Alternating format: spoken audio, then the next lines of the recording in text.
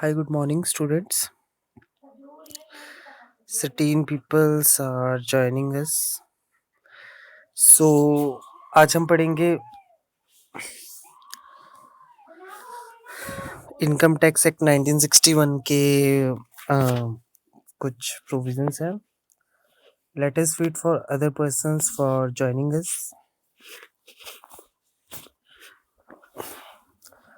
So, dear students, अभी भी बहुत कम बच्चे आए हैं और it's already 20 minutes हो गए क्लास लगी को, बट yet अभी भी बहुत कम बच्चे आ रहे हैं. So I would like to say that ki firstly come on regular basis. So that's why it is really too much beneficial for all of you. Otherwise, certain things you know that ki loss बच्चों का ही है.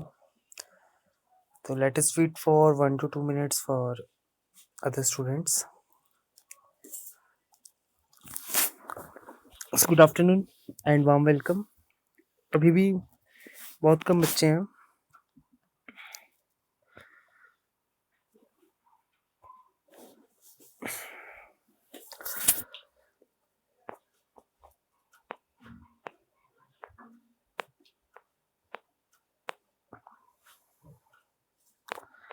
सो as you know that कि हमने सारी headings complete कर ली है. अगर मैं आपको इंडेक्स की तरफ लेके जाऊँ,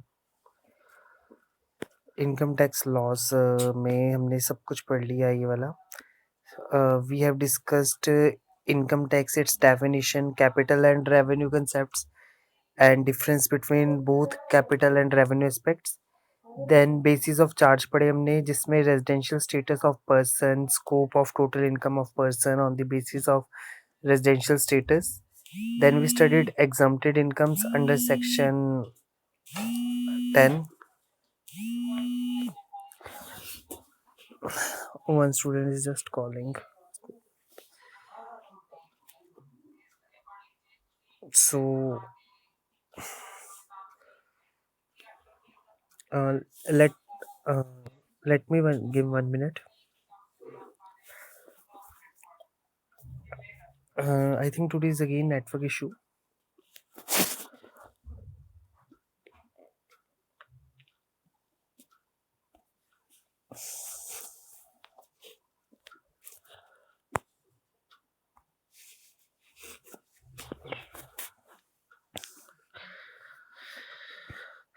अभी भी बच्चे आ रहे हैं. बेटा टाइम पे आया करो,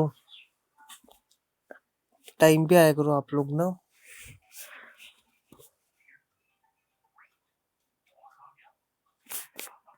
कोमल शर्मा भी ज्वाइन कर रहे हैं.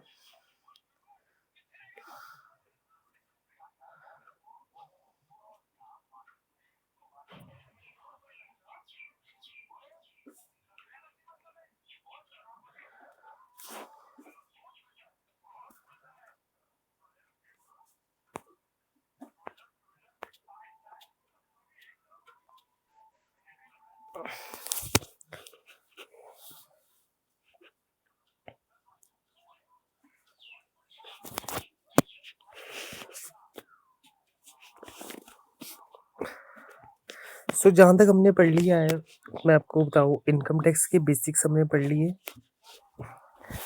फिर हमने रेजिडेंशियल स्टेटस एंड टैक्सेशन पढ़ा. टैक्स प्लानिंग पढ़ेंगे आज हम. तो आज हम पढ़ेंगे टैक्स प्लानिंग. इससे पहले मैंने आपको पांचों हेड समझा दिए थे. Income under the head salaries, income from house property, income from the head business and profession, tax planning for different organizations, and computation of taxable income of income from the head capital gains and income from other sources. तो ये 5 heads हमने पढ़ लिए. कौन कौन से heads पढ़े हमने, मैं फिर आपको एक बार समझा देता हूँ कम डिटेल में, not into too much deep concept, but yet you know that कि you must also aware that कि you are going to give your BCom fourth semester examination. हमने इनकम फ्रॉम हाउस प्रॉपर्टी पढ़ा, income from salaries पढ़ा. फिर तीसरी head आती है profit and gains from business and profession. फिर हमने पढ़ा income from other sources and then income from capital gains. आज मैं आपको थोड़ा-सा बताऊँगा टैक्स प्लानिंग के बारे में। What is tax planning? इसकी इंट्रोडक्शन के बारे में। अब प्लानिंग तो आपने पढ़ा हुआ है अपने काफ़ी अपने मैनेजमेंट में पढ़ा हुआ है। Planning is a subject oriented to management. So management में आपने ये सब्जेक्ट को पढ़ा है बट आज हम जो करेंगे वो हम करेंगे टैक्स प्लानिंग के बारे में। What is tax planning? Tax planning क्या होता है? टैक्स इवेज़न क्या होता है? तो ये चीज़ हम पढ़ेंगे। So, in this unit, we will discuss concept of tax planning, corporate tax planning, tax evasion, tax avoidance, and tax management. 5 चीजों के बारे में हम पढ़ेंगे। कौन कौन सी? Concept of tax planning, corporate tax planning, tax evasion, tax avoidance and tax management. अब आप बोलोगे सर ये किस फील्ड से रिलेटेड है? तो प्यारे बच्चों, हमने जैसे कि आपको पता है कि इन पांचों हेड से हमने टैक्स निकाल दिया कि हाँ कि इस पर्सन को इतना टैक्स देना है। अब मान लो कि एक पर्सन को पता लग गया कि मेरी इनकम फ्रॉम सैलरी 4.5 लाख रुपए की बन रही है। फिर मेरे 3.5 लाख की मेरी income from house property, total 8 lakh हुआ। फिर 3 लाख मेरा कैपिटल गेन्स है, तो 8 3 11 लाख। फिर प्यारे बच्चों, प्रॉफिट एंड गेन से मुझे 4 लाख हुआ प्रॉफिट, तो 11 4 15 लाख। और फाइनली 5 लाख मेरी इनकम फ्रॉम अदर सोर्सेज है, तो 20 लाख रुपए मेरी इनकम है। तो वो उसको पता है। तो क्या पता है वो 20 लाख का 2 लाख बना दे, है ना, इवेट कर दे उसको। क्या पता वो 20 लाख का 50 लाख तो नहीं बना सकता ना, वो कम बना सकता है जरूर। कम कैसे बना सकता है? वो उस चीजों को अपने टेक्स्ट बुक्स को विदाउट एनी ऑडिटिंग के कम शो कर सकता है। तो वो क्या हुआ? वो टैक्स इवेजन हुआ, टैक्स अवॉइडेंस हुआ। तो उन चीजों के बारे में अब हम पढ़ेंगे। So, dear students, before starting, I would like to say the objectives of this unit. So, dear students, after studying this unit, you will able to explain the concept of tax planning, defines the corporate tax planning, describe tax evasion, discuss tax avoidance, and trace the concept of tax management. So, introduction की बात करें, tax planning involves, I think network issue is there again.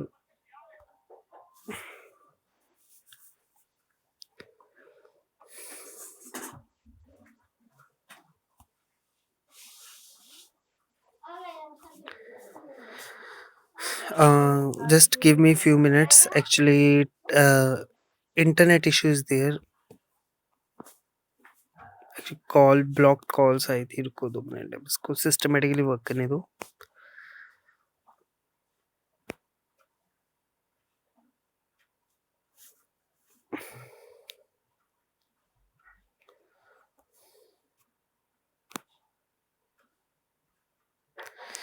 सो अभी तक सिर्फ 4 ही बच्चों ने join किया, Alisha Nafri, Harsimran Kaur, Komal Sharma and Parvinder Singh. So बाकी जो बाकी जो अलग है, let us wait for Paramvir Singh also joined.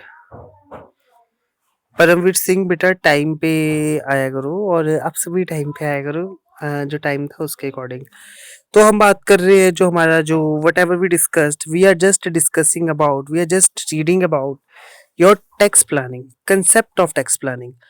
Tax planning involves conceiving of and implementing various strategies in order to minimize the amount of taxes paid for a given period. कि भाई कम से कम टैक्स दूं, वो टैक्स प्लानिंग है। अब कहाँ कहाँ से कौन कौन से डिडक्शंस ले रहे हैं। टैक्स प्लानिंग अच्छी चीज है, कोई गुनाह नहीं है। अगर मैं प्लान कर रहा हूँ कि मुझे 20 लाख है, तो मैं देखता हूँ कि कहाँ से मुझे डिडक्शंस मिल रही है, मैं वो सारी स्टडी करूंगा। तो understand it properly. Tax planning involves conceiving of and implementing various strategies in order to minimize the amount of taxes paid for a given period. For a small business, minimizing the tax liability can provide more money for expenses, investment and growth. अगर छोटे organisations है, अगर वो tax बचाते हैं, थोड़ा सा tax planning करते हैं, for a small business, minimizing the tax liability can provide more money for expenses, investment or growth. In this way, tax planning can be a source of working capital. There are several general areas of tax planning that apply to all sorts of small businesses. These areas includes the choice of accounting and inventory valuation methods, the timing of equipment purchase, the spreading of business income among family members, and the selection of tax favored benefit plans and investments. So, before one can embark on the study of the tax planning, it is absolutely vital to understand the meaning of tax planning and the concept of tax evasion, tax avoidance, tax planning and tax management. तो चार चीजें हम पढ़ेंगे कौन कौन सी. First, tax planning, tax avoidance, tax evasion, and tax management. And the purpose of this unit is to enable you, all my students, to comprehend basic expressions. Therefore, all such basic terms are explained and suitable illustrations.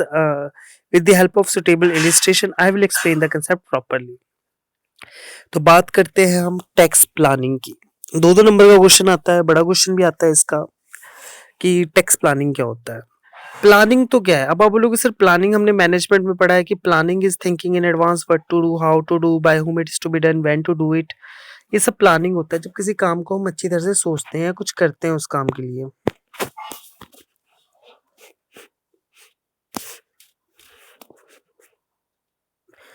So, tax planning is a broad term that is used to describe the process utilized by individuals and business to pay the taxes due to local, state, and federal tax agencies.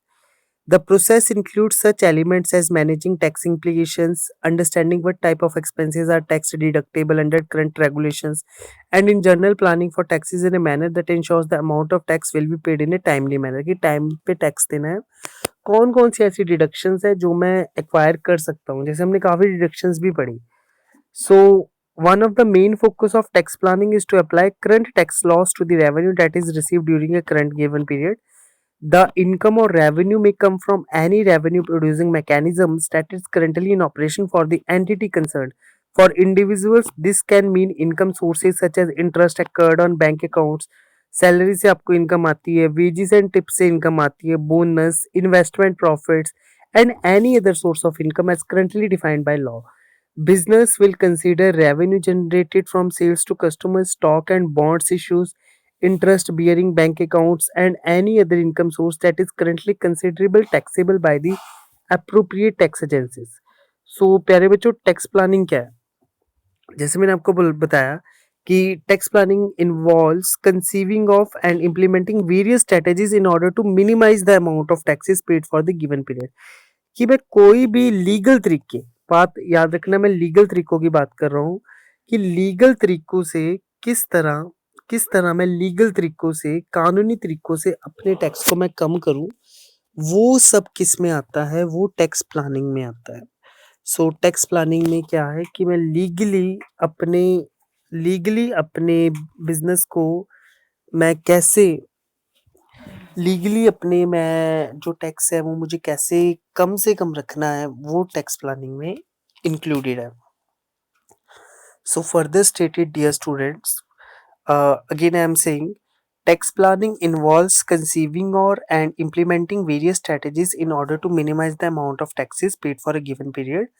For a small business, minimize the tax liability can provide more money for expenses. अब small business के लिए अगर जितना tax minimise होगा, it will provide more money for the expenses in the business, investment और growth. In the way, tax planning can be a source of working capital. Tax planning is not a device to reduce tax burden. Tax planning का ये मतलब नहीं कि आपने tax burden को reduce कर दिया, आपने tax burden को कम कर दिया. But what actually tax planning means? So tax planning is not a device to reduce tax burden. In fact, it helps saving by investments in government securities. Savings reduce extravagance and corresponding inflation. Tax savings are permitted only for investment made in government securities and bonds of priority sectors, which ultimately help the nation. So, therefore, the savings in tax helps the central and governments to mobilize funds by way of investment, and as such, the government earns much by way of other benefits by sacrificing small amount of tax. तो कुछ basic rules होते हैं applicable होने चाहिए जो आप अगर आप टैक्स प्लानिंग करते हैं. तो प्यारे बच्चों, जो फर्स्ट है, first and small business should never be incur additional expenses only to gain a tax deduction. So while purchasing necessary equipment prior to the end of the tax year can be valuable tax planning strategy. Making unnecessary purchase is not recommended. कि आप unnecessary purchase करते रहो और वहां पर खर्चे करते रहो कि हाँ यहाँ से मैंने पैसा बचाया और अननेसेसरी आप परचेज करो, it will not included in it. My screen is just diminishing here. I didn't know why. Just wait a while. दूसरा है कि small business should always attempt to defer tax when possible. तो ये तो खैर अभी बाद में पढ़ेंगे इसके बारे में। तो कैसे हम टैक्स प्लानिंग कर सकते हैं? तो जनरल एरियाज कौन कौन से होते हैं टैक्स प्लानिंग करने के? ठीक है, आपने बोला कि ठीक है सर, आप बोल रहे हो कि हम लोग टैक्स प्लानिंग करते हैं, हम उसमें ये देखते हैं, लीगल सोर्सेस के थ्रू देखते हैं कि हम अपने टैक्स कम से कम कैसे रखें। कम से कम ऐसे नहीं कि आप फेक इंफॉर्मेशन डालते रहोगे, 2 लाख का प्रॉफिट हुआ, आपने 20,000 डाल दिए, एक जीरो काट दी। बट कुछ ऐसा भी हो कि आपके जो अकाउंट्स है वो भी ट्रू हो, और जो आपके अकाउंट्स भी ट्रू हो, और ऊपर से आपको कोई दिक्कत भी ना हो अपने बिजनेस को रन करने के लिए, उसको चलाने के लिए। सो येट डियर स्टूडेंट्स, आगे हम अगर बात करें तो I don't know why my screen is blinking today, black आ रही है एकदम।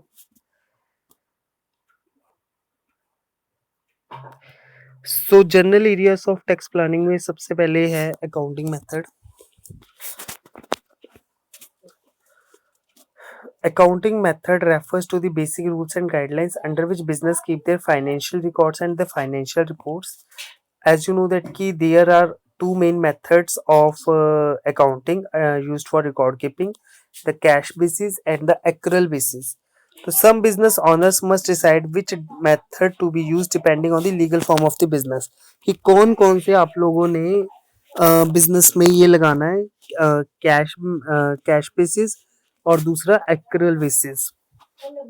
सो एक्रूअल बेसिस और कैश बेसिस में हम क्या करें कि क्या करते हैं, हम किसी भी ऑर्गेनाइजेशन के बारे में समझते हैं, उसको देखते हैं। उस ऑर्गेनाइजेशन के बारे में अगर हम बात करें तो ये जो ऑर्गेनाइजेशंस होती है वो काफी इम्प्लीकेबल होती है, इन द सेंस कि अगर हम कैश बेसिस और एक्रूअल बेसिस की बात करें तो आप cash basis and accrual basis की बात मैं क्यों कर रहा हूँ यहाँ पर, मैं आपको समझाता हूँ।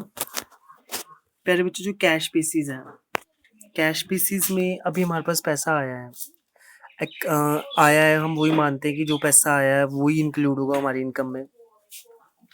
बट एक्रूअल बेसिस होता है कि पेमेंट कल आएगी, अब उसको हम आज के टैक्स में काउंट करेंगे कि नेक्स्ट ईयर के, मान लो टुडे इज 31 मार्च, अपने अकाउंट्स क्लोज करने हैं, आज आपने 10 लाख रुपए की सेल की, बट अब इनकम आपको आई वो 15 अप्रैल को, तो वो कौन से फाइनेंशियल ईयर में इंक्लूड होगी? तो वो टैक्स प्लानिंग है। आई नो दैट कि income tax is like a typical task, और ये थोड़ा मुश्किल भी हो जाता है समझना बच्चों के लिए।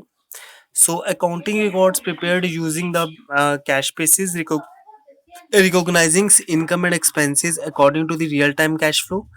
Income is recorded upon receipt of funds rather than based upon when it is actually earned, and expenses are recorded as they are paid rather than as they are actually incurred.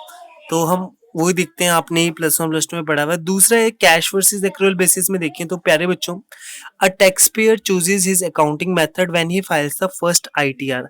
आप income tax return जब भरते हो तो सबसे पहले आप ये देखते हो कि कैश बेसिस पे कि एक्रूअल बेसिस पे है।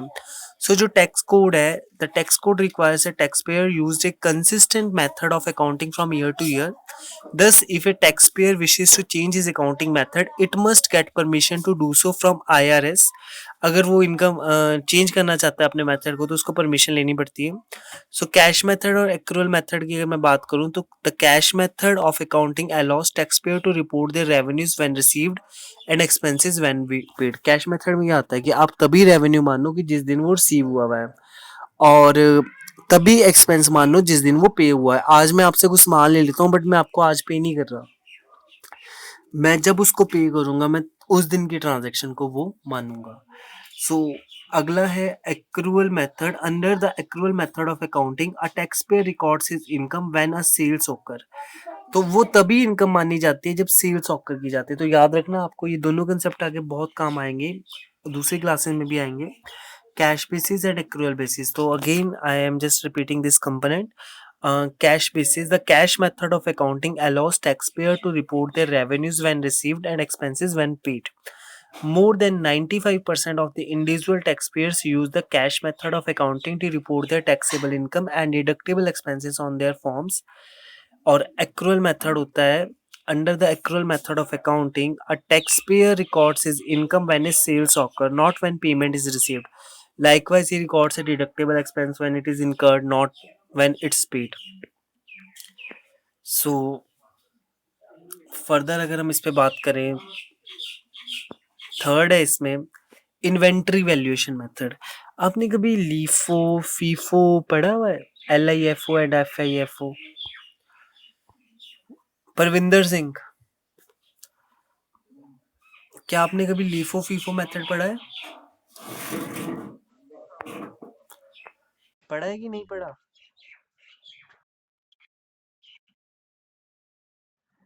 अरे फीफा नहीं, फीफो. क्या पता तूने ना पढ़ा हो, किसी और ने पढ़ा हो. हरसिमरन कौर बेटा, आपने आपने पढ़ा है लीफो फीफो मेथड कभी? अकाउंट कॉस्ट अकाउंटिंग पढ़ा तुमने कभी जिंदगी में? आप लोगों ने प्यारे बच्चों को, आपने उसमें लीफो फीफो पढ़ा है ना? कॉस्ट अकाउंटिंग में कभी ऐसे कैसे? कॉस्ट अकाउंटिंग लीफो फीफो नहीं पढ़ा तो फिर क्या पढ़ा?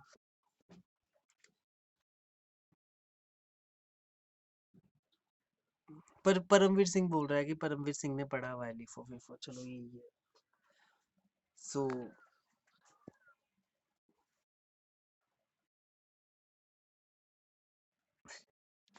लीफो होता है last in first out, FIFO होता है फर्स्ट इन फर्स्ट आउट. आप बड़े बड़े मॉल में जाते हो, बड़े बड़े मॉल्स में जाते हो तो उनकी दो स्ट्रेटजीज होती है. या तो वो हीफो भी होता है, हीफो भी होता है, लीफो भी होता है, फीफो भी होता है. और फीफा नहीं, वर्ल्ड कप थोड़ी ना हम यहाँ पर खेल रहे हैं बच्चे.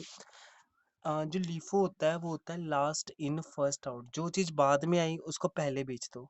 और फीफो होता है कि जो चीज़ अभी अभी आई है इसी को पहले बेचते रहो, बाद वाली बाद में बेचेंगे. तो ये होता है वैल्यूएशन मेथड. हम बात किस चीज़ की कर रहे हैं? हम टैक्स प्लानिंग की बात कर रहे हैं. तो कल को आएगा कि हाँ जी बताइए जी कैसे आप टैक्स प्लानिंग करते हो. तो आप बोलोगे कि पहले तो मैं ये देखता हूँ कि मेरा कैश बेसिस पे चल रहा है कि एक्रूअल बेसिस पे चल रहा है. आई नो कि कुछ टेक्निकल टर्म्स है इनकम टैक्स में, you are not understand it properly. But dear students, when you read it thoroughly and when you understand the each component of income tax, then income tax is really very interesting subject. It's really too much interesting subject with a great scope of technological things, great scope of interesting things. आप ITR भरना सीखिए, but yet little bit you know that कि you are lagging behind. तो ये LIFO FIFO आते हैं, ये inventory accounting में आते हैं. Inventory valuation methods. The method a small business chooses for inventory valuation can also lead to substantial tax saving. चलो मैं आपको एग्जांपल देता हूँ. मान लो कि मिस्टर सी आर है, जो मिस्टर सी आर है वो पीएस है. Mister C R is a PS. उन्होंने 10,000 का फर्नीचर खरीदा during the year, but had 6,000 remaining in furniture at the end of the year. And 10,000 का फर्नीचर उसने शुरू में खरीदा 1 अप्रैल को. 31 मार्च को वो फर्नीचर सिर्फ 6,000 का रह गया. तो आप बोलोगे sir at the end of the year count only 4,000 as an expense for furniture purchase even though the actual cash outlay was much larger. तो 10,000 का फर्नीचर था, फिर बाद में 6,000 का इसने शो किया था. वो 4,000 क्या है? 4,000 किस में आता है वो चीज़? अब वो फर्नीचर की कीमत घटी है फर्नीचर की. ये थोड़ी ना कि 2,000 की इसने टांगे जला दी फर्नीचर की. 2,000 की एक टांग जला दी, 2,000 की दूसरी टांग जला दी, ऐसा थोड़ी ना होता. सो इसमें क्या है, valuing the remaining furniture differently could increase the amount deducted from income and thus reduce the amount of tax earned by the business.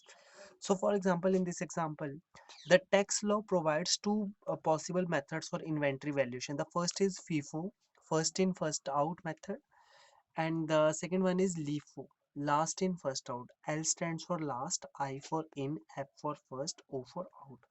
As the name suggests, dear students, जैसे कि name suggest करता है, these inventory methods differ in the assumption they make about the way the items are sold from the inventory. FIFO assumes that the item purchased most recently are to be first to be removed from the inventory. LIFO कहता है ਫੀਫੋ ਕਹਿੰਦਾ ਹੈ ਕਿ ਜਿਹੜੀ ਪਹਿਲੀ ਤੁਹਾਡੇ ਕੋਲ inventory 'ਚ ਸਟਾਕ 'ਚ ਸਮਾਨ ਹੈ ਉਹਨੂੰ ਵੇਚ ਦਿਓ ਦਬ ਦਬ ਦਬ ਦਬ।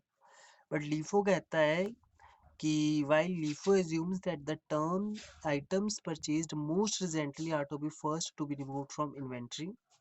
So in this way, FIFO values the remaining inventory at the most current cost and the LIFO values the remaining inventory at the earliest cost paid that year. ਹੁਣ ਇਹ ਫਰਨੀਚਰ ਦੀ ਗੱਲ ਹੈ, ਹੁਣ ਜੇ ਇਹਨੂੰ ਟੈਕਸ ਪੇ ਕਰਨਾ ਹੈ ਤੇ ਇਹ ਕਿਹੜਾ ਉਸ ਕਰੇਗਾ, ये उस अमाउंट से करेगा कि 10,000 का मैं लिखता। फीफो की बात करें तो फर्नीचर की कीमत अभी क्या है, लीफो की बात करें तो फर्नीचर की कीमत 10,000 है, बट अगर फीफो की बात करें तो वही फर्नीचर उन 6,000 का रह गया। तो ये फीफो के हिसाब से अपना ये टैक्स भरेगा। आप लोग सर क्या आप लीफो फीफो लीफो फीफो कर रहे हो, तो ये किसके हिसाब से टैक्स पे करेगा, उसके हिसाब से, क्योंकि अब इसका 6,000 का खर्चा हुआ है, तो 6,000 का खर्चा हुआ है ये उसको शो कर सकता है। इक्विपमेंट परचेजेस पे भी हम टैक्स प्लानिंग कर सकते हैं। It is often advantages for small business to use that this tax incentive to increase their deductions for business expenses, thus reducing their taxable income and their tax liability. Necessary equipments purchases set up the limit can be timed at the year end and still be futurely deductible for the year. बाकी बाकी कुछ है, tax planning सभी करते हैं, ये ऐसा नहीं कि बड़े बड़े बिजनेसमैन ही अपना टैक्स बचाते हैं। You will be surprise to know that many aspects of tax planning are specific to certain business firms. Some of these are discussed below, and I am discussing you. I am saying you, sole proprietorship and partnership भी अपना tax बचाते हैं, because tax planning for sole proprietorship and partnership is in many ways similar to tax planning for individuals. जैसे individual करते हैं, आपको पता है कि सोल प्रोप्राइटरशिप इंडिविजुअल में ही आ जाते हैं, पार्टनरशिप्स को भी हम इंडिविजुअल में ही कैटेगराइज करते हैं। This is because the owners of business organize at sole proprietors and partnership pay personal income rather than the business income tax, वो पर्सनल इनकम रिसीव करते हैं। तो IRS के अकॉर्डिंग, इंटरनल रेवेन्यू सर्विस के according, they report any income taken from the business for the period for their own personal tax return, अपना खुद का return भरते हैं। प्यारे बच्चों, कॉर्पोरेशन टैक्स भरती है, देन हिंदू अनडिवाइडेड फैमिली तो आपको पता है वो भी भरते हैं। टैक्स प्लानिंग कैसे, अब मैं आपको टिप्स बताता हूँ कि एक सैलरीड पर्सन अपना टैक्स प्लान कैसे कर सकता है। आप किसी अपने रिलेटिव के पास जाते हो तो वो बोलता है कि यार मेरे को बहुत टैक्स देना पड़ता है, मुझे 10-10 20-20 लाख रुपए तो टैक्स में ही चले जाते हैं, तो आप उसको कुछ टिप्स दे सकते हो। कोई मैं आपको 5 टिप्स बताऊंगा जिससे आप टैक्स प्लान कर सकते हो।